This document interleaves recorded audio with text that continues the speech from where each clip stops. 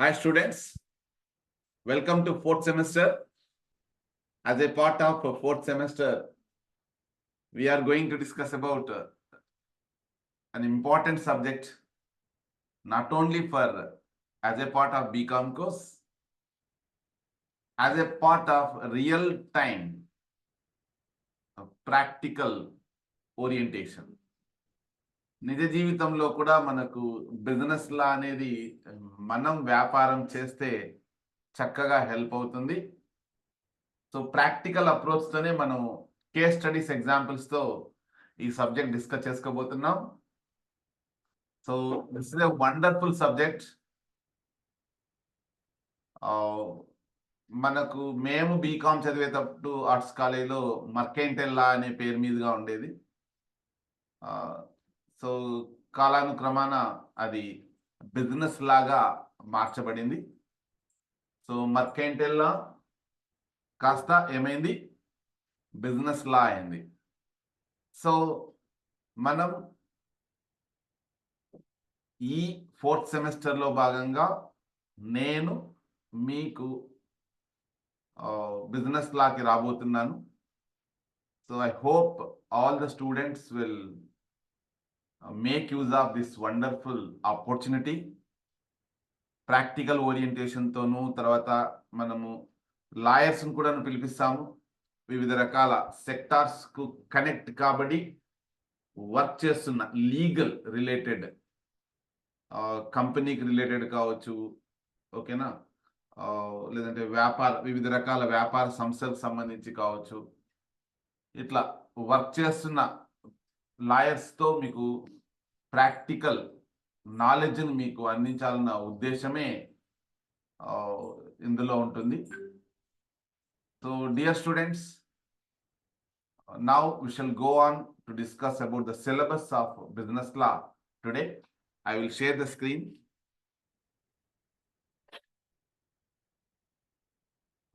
This is the Word file. Yeah.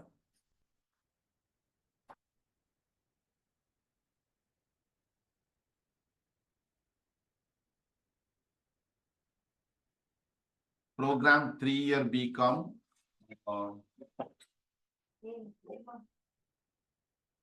Okay, BCom computer కైంతే మొత్తం BCom general కూడా ఉంటుంది. ఇది బిజినెస్ లా అనే సబ్జెక్టు సెకండ్ ఇయర్లో ఫోర్త్ సెమిస్టర్లో భాగంగా ఇది రైట్. లర్నింగ్ అవుట్కమ్స్ విషయానికి వస్తే, at the end of the course the student will be able to understand legal environment of business law, ఆ business and loss of business. అది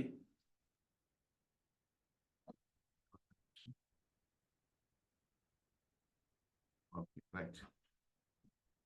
లర్నింగ్ అవుట్కమ్స్ అంటే ఈ సబ్జెక్టు నేర్చుకున్న తర్వాత, అంటే సబ్జెక్టు తెలుసుకున్న తర్వాత మీరు ఏమి లబ్ధి పొందుతారు అంటే, understand the legal environment of business and loss of business. Okay, highlight the security aspects in the present cyber crime scenario. ఎక్కడ చూసినా సైబర్ క్రైమ్స్ ఎక్కువగా జరుగుతున్నాయి కాబట్టి భద్రత అనేది మోస్ట్ ఇంపార్టెంట్. అది పర్సనల్ సెక్యూరిటీ కావచ్చు, లేదంటే వివిధ వ్యాపారానికి సంబంధించిన సెక్యూరిటీ కావచ్చు. That is the most important thing. దానిపైన కూడా మనకు అవగాహన వస్తుంది. Apply basic legal knowledge to the business transactions. వ్యాపార వ్యవహారాలకు సంబంధించి చట్టపరమైన పరిజ్ఞానము మోస్ట్ ఇంపార్టెంట్. దాన్ని మనం బేసిక్ లీగల్ నాలెడ్జ్ మనం తెలుసుకుంటాము. Understand the various provisions of company law. Company లాకు సంబంధించిన బేసిక్ ప్రొవిజన్స్ కూడా మనం తెలుసుకోబోతాం. Engage critical thinking to predict outcomes and recommend appropriate action on issues relating to business associations and legal issues. అంటే ఒక critical thinking అంటే మనం group discussion చేయడం జరుగుతుంది వివిధ రకాల చట్టాలకు సంబంధించి. సో అక్కడ మనం విమర్శపూర్వక ఆలోచన ధోరణి అంటే నేర్చుకోవడానికి ఈ వివిధ రకాల ఎక్సర్సైజెస్ ఉంటాయి. వివిధ రకాల టాపిక్స్ ఇచ్చి వాటి మీద డిస్కషన్ ఉంటుంది. ఆ కేస్ స్టడీస్ ఆధారంగా ఏం నిర్ణయం తీసుకోవచ్చు, ఏం నిర్ణయం తీసుకోకూడదు లీగల్‌గా అనే విషయాలు కూడాను మీకు నేర్పించడం జరుగుతుంది. And integrate concepts of business law with foreign trade. విదేశీ వర్తకం కూడా ఉంది. వ్యాపార చట్టాలు విదేశీ వర్తకానికి ఏ రకంగా మనము వాటిని ఇంప్లిమెంట్ చేస్తూ అర్థం చేసుకుంటామనే అంశాలను ఇవన్నీ కూడాను లర్నింగ్ అవుట్కమ్స్ అంటే మీరు సిలబస్ పూర్తి అయిన తర్వాత అవన్నీ కూడాను మీరు తెలుసుకుంటారు. సో డియర్ స్టూడెంట్స్, మన బిజినెస్ లా సిలబస్ సంబంధించి వస్తే ఓకే, కాంట్రాక్ట్ ఒప్పందం యాక్చువల్గా ఇది ఒక first unit contract act related. రెండోది ఆఫర్, యాక్సెప్టెన్స్ అండ్ కన్సిడరేషన్. ఈ 3 కాన్సెప్ట్స్ ఉంటాయి రెండో యూనిట్లో. మూడో యూనిట్లో capacity of parties and contingent contract అనేది మూడోది. నాలుగోది sale of goods act 1930 and consumer protection act 2019. ఈ 2 చట్టాల గురించి ఉంటుంది. తర్వాత సైబర్ లా. అంటే సైబర్ లా అంటే మనం ఇంటర్నెట్ ఉంది, wide area network, local area network. Okay, international network అని అర్థం. ఈ ఇంటర్నెట్ యుగంలో సైబర్ లా అనేది మోస్ట్ ఇంపార్టెంట్. ఓకే, మీకు రీసెంట్గా తెలిసే ఉంటుంది డీప్ ఫేక్ ఇష్యూ. ఈ ముఖ్యంగా బాలీవుడ్ సెలబ్రిటీస్ మీద ఎక్కువగా అయింది ఈ మధ్యకాలంలో. ఇదన్నీ కూడాను సైబర్ లా రిలేటెడ్ ఆస్పెక్ట్స్ అవన్నీ కూడాను. సో అందులో భాగంగా బిజినెస్ రిలేటెడ్ లాస్ గురించి మనము తెలుసుకోవడం జరుగుతుంది. ఓకే, సో మొట్టమొదటిది యూనిట్ 1 కాంట్రాక్ట్, ఒప్పందం. సో ఏ వ్యాపారానికైనా ఒప్పందం అనేది most important. Okay, so meaning and definition of contract, ఒప్పందం యొక్క అర్థం మరియు నిర్వచనం. తర్వాత essential elements of valid contract. ఒక న్యాయపూర్వకమైన ఒప్పందానికి సంబంధించిన ముఖ్యమైన అంశాలు ఏంటి అనేది మనం తెలుసుకుంటాము. అదే రకంగా వివిధ రకాల కాంట్రాక్ట్లు ఉన్నాయి. వ్యాలిడ్ కాంట్రాక్ట్ అని, వాయిడ్ కాంట్రాక్ట్ అని, వాయిడబుల్ కాంట్రాక్ట్ అని 3 రకాలు మోస్ట్ ఇంపార్టెంట్. ఇవి షార్ట్ ఆన్సర్ కూడా మీకు వస్తాయి. వీటిని మనం డీటెయిల్గా కేస్ స్టడీస్తో డిస్కస్ చేస్తాం. తర్వాత ఇండియన్ కాంట్రాక్ట్ యాక్ట్ 1872. భారతదేశంలో ఒప్పంద చట్టం 1872లో అంటే బ్రిటిష్ వాళ్ళు ఉన్నప్పుడే ఏర్పాటు చేయడం జరిగింది. దానికి సంబంధించిన కీలకమైన అంశాలను మనం నేర్చుకోవడం జరుగుతుంది. సో వ్యాపారం అంటేనే ఇద్దరు లేదా అంతకంటే ఎక్కువ మంది వ్యక్తుల మధ్య ఒప్పందంగా మనం ఖచ్చితంగా ఉంటుంది. మనము రుణగ్రస్తులతో ఒప్పందాలు చేసుకోవాలి, రుణదాతలతో ఒప్పందం చేసుకోవాలి. ఓకేనా? సో అదొక్కటే కాదు, జీవితంలో సొసైటీ అనే ఈ సొసైటీలో మనుషులు అంటే గ్రూప్, సమూహం ఎక్కడైతే ఉందో అక్కడ ఖచ్చితంగా ఒప్పందాలు ఉంటాయి. సో ఆ ఒప్పందాలకు సంబంధించి విత్ కేస్ స్టడీస్ ప్రాక్టికల్గా మీకు అర్థమయ్యే రీతిలో ఈ చాలా ఇంట్రెస్టింగ్ యూనిట్ ఇది. వాటి గురించి మనం తెలుసుకుంటాం. ఇక కాంట్రాక్ట్లో భాగంగానే సెకండ్ యూనిట్ ఉంటుంది. ఒకటి ఆఫర్, యాక్సెప్టెన్స్, కన్సిడరేషన్. అంటే ఏ మరియు బి అనే 2 పార్టీలు ఉన్నప్పుడు ఏ అనే అతను ఆఫర్ ప్రతిపాదిస్తే బి అనే అతను యాక్సెప్ట్ చేయాలా? వీళ్ళిద్దరి మధ్య ప్రతిఫలం ఉండాలి. ఏదైనా ఒక వర్క్ చేయాలండి. ఎగ్జాంపుల్, నాతో ఒక 3 సెంట్లు భూమి ఉందనుకోండి, మీరు కొనుక్కుంటారా అని నేను నాగ గణేష్ను అడిగాను అనుకోండి, అది ఆఫర్ అవుతుంది. దానికి నాగ గణేష్ యాక్సెప్ట్ చేస్తే ఓకే, ఒప్పుకున్నాడు అనుకోండి, ఆఫర్ యాక్సెప్టెన్స్. ఆ తర్వాత 3 సెంట్ల భూమి నేను ఇస్తే నాగ గణేష్కు నాగ గణేష్ నాకేమి ఇవ్వాలి అనేది కన్సిడరేషన్ అన్నమాట, ప్రతిఫలం. సో ఇవి చాలా మూల భావనలు ఒప్పందానికి సంబంధించి. వాటిని మనం తెలుసుకుంటాము. డెఫినేషన్ ఆఫ్ వ్యాలిడ్ ఆఫర్, ఒక న్యాయసమ్మతంగా ఉండే ప్రతిపాదన ఎలా ఉంటుంది అనేది, తర్వాత స్వీకృతి యాక్సెప్టెన్స్ అంటే, తర్వాత ప్రతిఫలం కన్సిడరేషన్ అంటే, తర్వాత essential elements of a valid offer. Okay, ఒక న్యాయపూర్వకమైన ప్రతిపాదన యొక్క కీలక అంశాలు ఏంటి అనేది, దాంతో పాటుగా స్వీకృతికి సంబంధించిన ఎలిమెంట్స్, ప్రతిఫలానికి సంబంధించిన ఎలిమెంట్స్ మనం సెకండ్ యూనిట్లో భాగంగా నేర్చుకుంటాం. Right students, next capacity of the parties and contingent contract. Dear students, contract ఎవరు చేసుకోవాలి అంటే మినిమం ఒక ఏజ్ ఉంటుంది. ఆ ఏజ్ లిమిట్ దాటిన వాళ్ళు మాత్రమే కాంట్రాక్ట్ చేసుకోవాల్సి ఉంటుంది. ఓకేనా? So capacity of the parties అంటే ఇక్కడ అర్థం పొలిటికల్ పార్టీస్ అని కాదు, ఒప్పందం చేసుకునే వ్యక్తుల యొక్క కెపాసిటీ అని అర్థం. కాంటింజెంట్ కాంట్రాక్ట్ అంటే ఒక టెంపరరీ కాంట్రాక్ట్ అని. ఓకేనా? ఇవి రెండు కూడాను ఇంపార్టెంట్ ఆస్పెక్ట్సే. సో ఇది కూడాను మీకు కాంట్రాక్ట్ రిలేటెడే ఉంటుంది. Rules relating to minors contracts. 18 సంవత్సరాలు నిండని వ్యక్తిని మైనర్ అంటామని మీకు తెలుసు. సో వాళ్ళతో ఒప్పందం ఏర్పాటు చేసుకున్నప్పుడు నియమాలు ఏంటి అనేది, rules relating to contingent contracts. ఓకేనా? కాంటింజెంట్ కాంట్రాక్ట్ సంబంధించిన నియమాలు, తర్వాత కాంట్రాక్టు ఏర్పరచుకున్నాక దాన్ని డిశ్చార్జ్ చేయడం అంటే కంప్లీట్ చేయడం ఎట్లా అనేది. అంటే ఎగ్జాంపుల్, ఇంతకు ముందు దాంట్లో మల్లికార్జున, నాగ గణేష్ ఇద్దరు, మల్లికార్జున ఏమో 3 సెంట్లు భూమి ఇస్తానంటే సెంటుకు వచ్చి 3 లక్షలు చొప్పున 9 లక్షలు ఇస్తానని నాగ గణేష్ ఒప్పుకుంటాడు. ఒప్పుకున్న తర్వాత అంటే ఆ ప్రతిఫలం 9 lakhs. నేను నాగ గణేష్కు 3 సెంట్లు భూమి ఇస్తే నాగ గణేష్ నాకు 9 లక్షలు ఇస్తాడు. అదే కన్సిడరేషన్ అన్నమాట. డిశ్చార్జ్ ఆఫ్ కాంట్రాక్ట్స్, అది పూర్తి చేయాలి. పూర్తి చేయడం అంటే నాకు అమౌంట్ రావాలి, నేను భూమి అతని పేరున రిజిస్టర్ చేయాలి.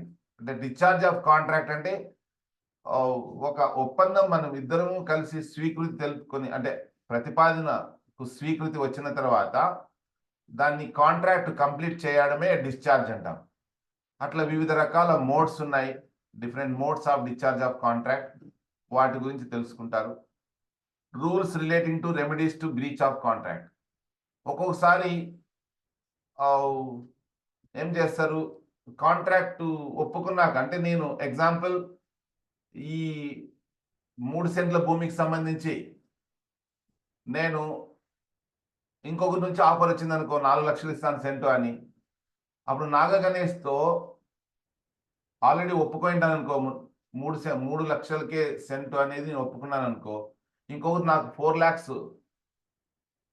ఇంకొకటి వచ్చింది అనుకో, అప్పుడు జనరల్గా మనిషికి ఉండే స్వార్థం ఏంటంటే 4 lakhs ఎవరైతే ఇస్తామంటారో అతని తాకి వెళ్ళాలా అనుకుంటారు. అప్పుడు ఏమవుతుంది, కాంట్రాక్ట్ను ధిక్కరించినట్టు అవుతుంది, బ్రీచ్ ఆఫ్ కాంట్రాక్ట్ అంటాం. మరి నష్టపోతాడు ఎవరు, నాగ గణేష్ నష్టపోతాడు. మరి నష్టపోతే అతనికి పరిహారంగా రెమెడీస్ అంటాం. ఏంటి అతను నష్టపోతే, అంటే చాలా మంది మధ్యలో కాంట్రాక్ట్ చేసుకుని ఎగ్గొట్టే వాళ్ళు ఉంటారు కదా. సో దానికి సంబంధించి, అంటే కాంట్రాక్ట్ యొక్క రూల్స్ అండ్ రెగ్యులేషన్స్ ఇంప్లిమెంట్ చేయడంలో ఫెయిల్ అయితే దానికి నివారణ చర్యలు ఏంటి అనేది rules relating to remedies to breach of contract. I hope you are trying to understand what I am trying to say, my dear students. అర్థమైందా నీకు ఇప్పుడు? ఏం చేస్తుంది? ఓకే, నెక్స్ట్ నేను చెప్తున్నది అర్థమవుతుందా? నాగ గణేష్ పిల్లలు, గణేష్, తేజ, కుమార్, రెడ్డి చార్ట్ చేయొచ్చు. Yes, sir. ఓకే నాన్న. సో 3 చాప్టర్స్ అన్ని కూడా కాంట్రాక్ట్ రిలేటెడ్ ఉంటాయి ఇవన్నీ కూడా. ఇక 4వది ఏమంటే సేల్ ఆఫ్ గూడ్స్ యాక్ట్, అంటే వస్తువుల, అంటే సేల్ ఆఫ్ గూడ్స్, వస్తువుల అమ్మకానికి సంబంధించిన చట్టం 1930. తర్వాత వినియోగదారుల రక్షణ చట్టం 2019. ఇవి రెండు కూడా. అంటే అమ్మకపు ఒప్పందం, కాంట్రాక్ట్ ఆఫ్ సేల్ అంటే. సేల్ అమ్మకం, అగ్రిమెంట్ టు సెల్ అమ్మడానికి ఒప్పందం. అమ్మకం వేరు, అమ్మడానికి ఒప్పందం వేరు. ఓకేనా? తర్వాత దీంతో పాటుగా ఇంప్లాయిడ్ కండిషన్స్ అండ్ వారంటీస్ అని కొన్ని షరతులు, వారంటీలు ఉంటాయి. ప్రచ్ఛన్నమైన షరతులు మరియు వారంటీలు ఉంటాయి. అవి ఏంటి అనేది మనం డిస్కస్ చేసుకుంటాం. తర్వాత rights of unpaid vendor. Rights of unpaid vendor. Vendor means what you mean by vendor? VNDOR. Vendor అంటే ఏమి? సెల్లరా, బయ్యరా? Seller. Yeah, rights of unpaid vendor అంటే చెల్లించని అమ్మకందారుని యొక్క హక్కులు ఏంటి అనేదే రైట్స్ ఆఫ్ అన్పెయిడ్ వెండార్. కరెక్టేనా సుమా? మీనింగ్ అది Suma? Vendor means what? Salesperson, seller. Okay, A person or company. Yeah, you can go. Definition of definition of consumer. వినియోగదారు అంటే ఎవరు? వినియోగదారు అంటే ఎవరు? తర్వాత పర్సన్స్ డెఫినేషన్స్ అన్నమాట. పర్సన్ అంటే ఎవరు? గూడ్స్ అంటే ఏంటి? సర్వీస్ అంటే ఏంటి? కన్జ్యూమర్ డిస్ప్యూట్స్, వివాదాలు ఉంటాయి, వినియోగదారుని యొక్క వివాదాలు. కన్జ్యూమర్ ప్రొటెక్షన్, కన్జ్యూమర్కి రక్షణ, కౌన్సిల్స్ ఉంటాయి. కన్జ్యూమర్ రక్షణ రక్షించడానికి సంబంధించిన కౌన్సిల్స్ ఉంటాయి. తర్వాత కన్జ్యూమర్ డిస్ప్యూట్ రీడ్రెసల్ మెకానిజం అంటే కొన్ని సమస్యలు కొనుగోలుదారుడుకు అమ్మకందారుతో ఎదురయ్యే సమస్యలు ఏమైనా ఉంటే, వివాదాలు ఏమైనా ఉంటే వాటిని పరిష్కరించుకునే యంత్రాంగం అన్నమాట. That is called consumer dispute redressal mechanism.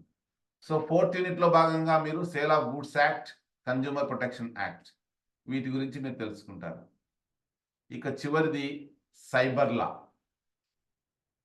Cyber law అంటే కంప్యూటర్ రిలేటెడ్. సైబర్ కేఫ్ అని మీరు వినే ఉంటారు. ఇంటర్నెట్ కేఫ్ బదులు సైబర్ కేఫ్ అంటాం. అంటే కంప్యూటర్ రిలేటెడ్ అన్నమాట. ఇంటర్నెట్ సంబంధించి ఇంటర్నెట్ ద్వారా ఎదురయ్యే రకరకాల లీగల్ కాంప్లికేషన్స్, వాటిని ఎట్లా ఎదుర్కోవాలి వ్యాపారానికి సంబంధించి, ఇవన్నమాట. కాంట్రాక్ట్ ప్రొసీజర్స్, ఒప్పందానికి సంబంధించిన వివిధ ప్రొసీజర్స్. డిజిటల్ సిగ్నేచర్ మీకు తెలిసే ఉంటుంది. పాస్బుక్ల మధ్య కూడా ఈ మధ్య కాలంలో మన MRO గారు డిజిటల్ సిగ్నేచర్ ద్వారానే సంతకం పెట్టడం జరుగుతుంది. తర్వాత సేఫ్టీ మెకానిజమ్స్, వివిధ రక్షణ యంత్రాంగం, వివిధ రకాల రక్షణ యంత్రాంగం. అంటే ఇంటర్నెట్ అనేది ఇప్పుడు ప్రతి ఒక్కరూ తప్పనిసరిగా వాడాల్సిన సిచ్యువేషన్స్ ఉన్నాయి. ఇందులో భాగంగా మనం వివిధ రకాల థ్రెట్స్ ఉంటాయి, మనకు వివిధ రకాల ప్రమాదాలు ఉంటాయి. మీకు తెలిసే ఉంటుంది, మీకు బ్యాంకులో డబ్బును కూడాను మొత్తం కాజేయడం కావచ్చు, లేదంటే డాటాను దొంగలించడం కావచ్చు, హ్యాక్ చేయడం అంటాము. ఇట్లా వివిధ రకాల నేరాలు జరుగుతున్నాయి cyber related, internet related. So వాటికి సంబంధించిన బేసిక్ కాన్సెప్ట్స్ మనం నేర్చుకుంటాం. ఓకేనా? సో ఇవన్నీ కూడాను important books. J Jayashankar, ND Kapoor, Balachandran, Tulsian, Pillai Bhagavathi. Okay, తర్వాత 7 హిల్స్ పబ్లిషర్స్ యొక్క పుస్తకం, KC గార్గ్, వీళ్ళందరూ కూడా రచయితలు. వాళ్ళ యొక్క పుస్తకాలను మనం రెఫర్ చేయొచ్చు, లేదా కొనొచ్చు, మీకు ఇష్టమైన పుస్తకం.